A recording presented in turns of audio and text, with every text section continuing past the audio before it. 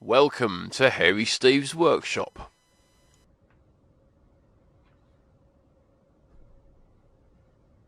Hello, it's Hairy Steve back in the workshop, and I'm going to do some work on the digger this evening, which you can tell because I've rolled up my sleeves and taken off my watch. So I've got the counterweight here, and I'm going to try and fill in these two recesses on the back here, where originally there were supposed to be some lights, but I just think it'll look better smoothed off, so I'm going to fill it in with some Milliput epoxy putty. This is a bit old, it might have gone off, but we'll give it a go. You have to cut two parts of this off and mix it together, equal quantities. So I've got a little mixing tray here, I've got a knife and a spready thing, and I've got a little bottle of water as well, and plenty of kitchen roll on standby because it's bound to get everywhere. So let's give it a go.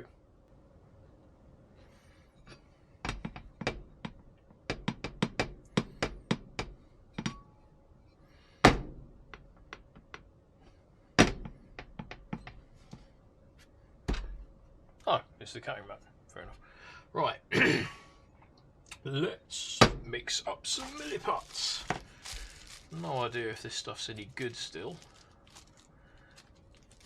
Last time I used it was, I don't know, a year and a half ago, probably. Yeah. Does feel a bit on the firm side, but we'll give it a go, see if it works. If it doesn't, plan B.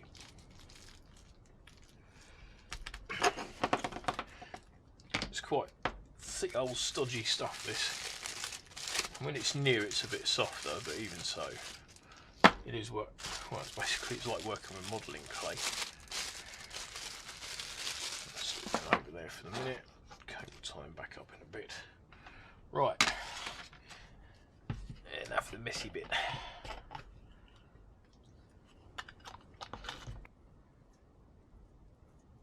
That'll probably do us, I reckon. Now to find out if I've mixed up enough of the blooming stuff. Right, let's get that over there. Move that there. Right. Wet this area up a little bit, because it might stick better if I make it a little bit damp. Right, tear that in half.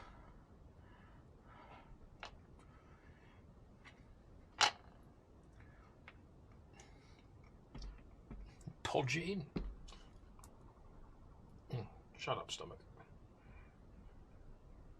Oh, look at that. That's about the right amount.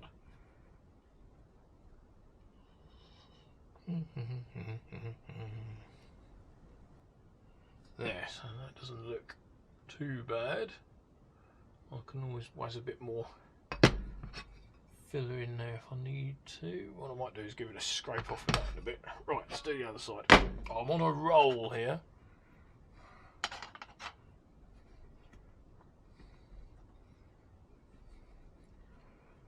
And I've got Milliput on my glasses. Oh, bugger it, I'll do that in a minute. Right. Podge that in a bit of water there. And bung it in. Yeah. Give it some willy. Well, there's far too much in this side. I think I might have mixed up a bit too much.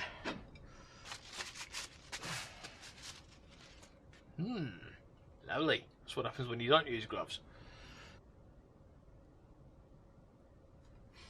Right. Yeah, you can see it's all sort of just coming out the back of these holes very slightly where the lights would have originally gone. So that means it should key nicely into the metal, and hopefully won't fall out or anything like that. So it should be pretty good. Right.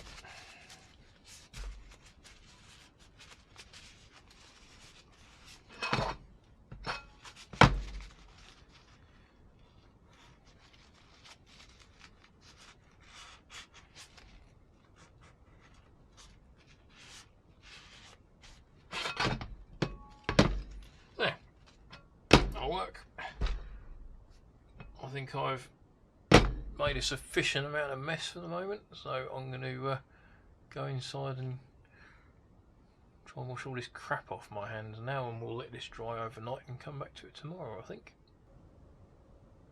Okay, so I've managed to get most of the filler off my hands. See now why they say to wear gloves when you're using milliput. It gets a bit messy. So I thought while I'm down here, I'll have a look at the cab interior kit. So I can get this all built up, and then I can get a driver figure built and sort of set in place with his hands in the right place, that kind of thing. I've been looking through this, and I in my preview video when I unboxed the kit, I got all excited because I thought it had the LCD screen and the working dead man switch and stuff like that. But unfortunately, this one doesn't. It has got the switch for the dead man's lever, but it's just a micro switch. It doesn't actually connect up to anything.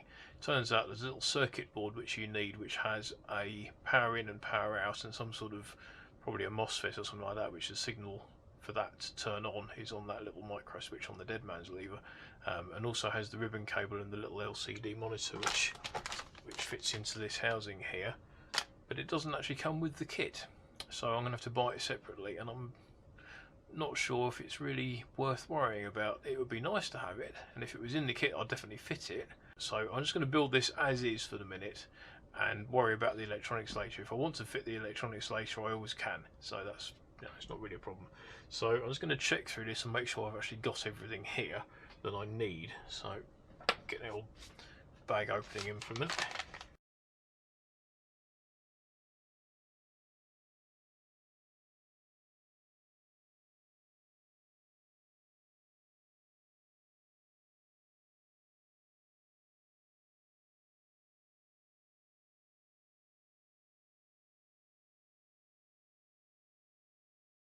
Right, so we've got everything, that's good.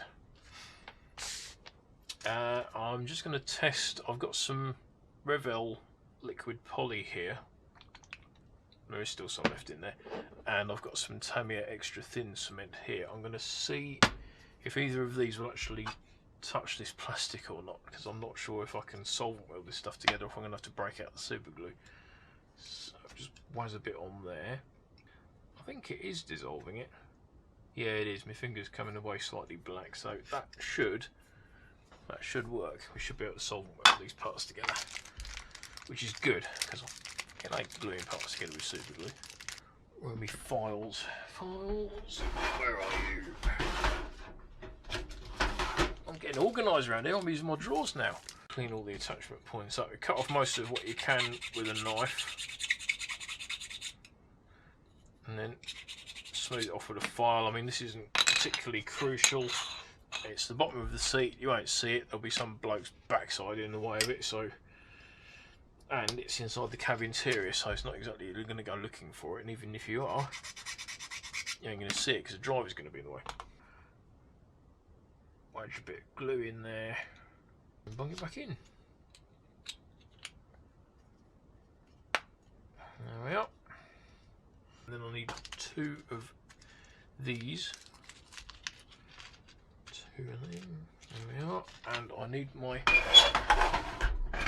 screwdriver, or more precisely, my Allen driver.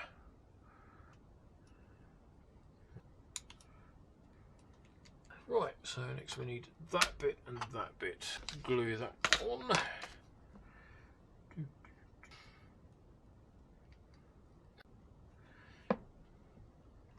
Spotch that on there. Okay, armrests and joysticks.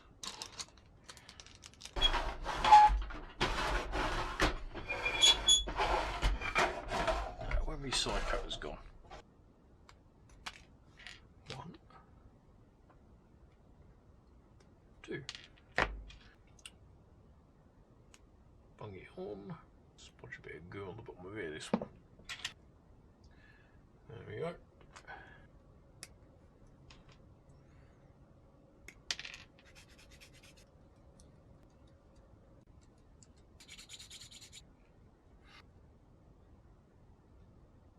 You sort of have to think half a dozen steps ahead sometimes with a build like this, because you don't want to go building the whole thing and then go, I can't get to that now.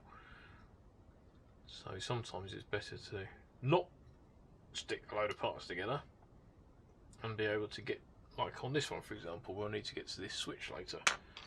not going to glue this on because once this is on I can't get to the switch. And then they screw onto this base. So I need that bit and that bit. I might have to build up the actual cab as well to get everything set where it should be. Let's get in there. The screen. Oh, this is screwed together, that's good, so I can always take it to pieces at a later stage if I want to fit the screen to it. With incredibly small screws, which isn't so good, because I don't think I've got a small enough screwdriver down here for these. I've found a very small flat bladed screwdriver which should work with these very small screws, and some blue tack for that armrest. So let's get this thing bolted together. Quite a tight fit there anyway.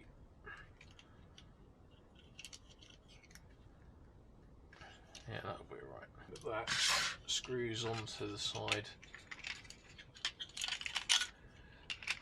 there.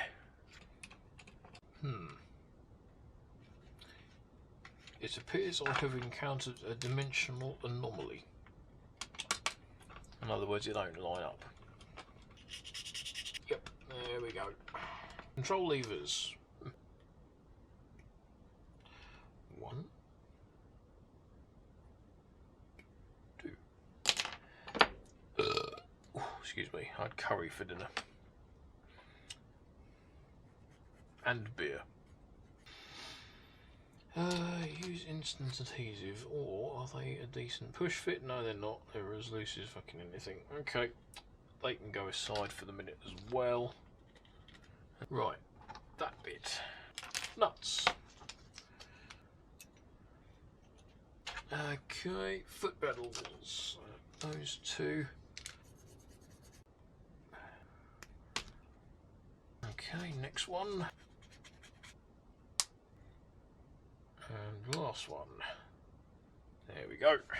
And that goes in that there hole. Yeah, there you are. It's quite neat. Once it's all painted up with the driver figure in it, that'll look rather good. I don't think there's anything I've missed, which is good. It's always rather worrying when you build something and you end up with a big pile of spare parts left at the end. I've got the headrest there and the track control levers there, so I'll fit them when I've found my bottle of super glue. And yeah, I just need to make a decision whether I'm going to put a one of the little electronic modules with the LCD screen and everything in it. As I say, it is quite handy because then it has a basically power in, power out, and a big MOSFET in the back, which is activated by the lever there. I'll leave it as it is for the minute, and I'll have a bit of a think and see if I think it's worth getting the other electronics kit or not. I mean, you know, on a build like this, it's sort of more like in for a penny, in for a pound. You know, if I'm going to do it, I might as well do it properly. So yes, that's pretty much it for this evening. So got the filler on the counterweight over here. It's actually starting to go off already. So yeah, you can see it's actually starting to go off. It's still quite soft, but it's nowhere near as tacky as it was earlier on. A few other bits and pieces I want to have a look at before I start on the main build. I want to pull the main hydraulic power pack to pieces and thread lock it, and I've got some Loctite 542 for that. Thread sealant, medium strength, so if I need to get anything back off again I won't have to put a torque wrench on it to get it off. So that's one job that I need to do. I need to get some brake cleaner as well because it's covered in oil at the moment, so trying to put that on an oily surface is probably not the best thing. It doesn't specifically say, but you know, it's probably best to clean all the surfaces before I start sticking that stuff in video. What else was I going to do? I've got some stuff. I can't remember where I put it. I think I left it upstairs. It's like a blackening compound for metal tracks. I mean, they use it on 35th scale military vehicles, and I thought I'd give it a go on one of the spare track links from this kit. See if it makes it look a bit more realistic rather than just painting it rusty, because I want to try and make this thing look a bit used and weathered, not completely knackered, not about to be taken off to the scrapyard or anything like that, but certainly well used. I'm going to try it on one of the spare track links first, because obviously if I knacker up a spare track link it's not an issue, whereas if I try it on the main tracks and it all goes horribly wrong, I've wasted a set of tracks. So try it out first on a spare one. So yes, I'm going to stop there, I think, before I bore everybody to death, and I shall see you in the next video. Bye for now. Thank you for watching my video. If you like what I do here, please subscribe to my channel. There are also some more videos for you to watch on screen, and I'll see you in the next video. Bye for now.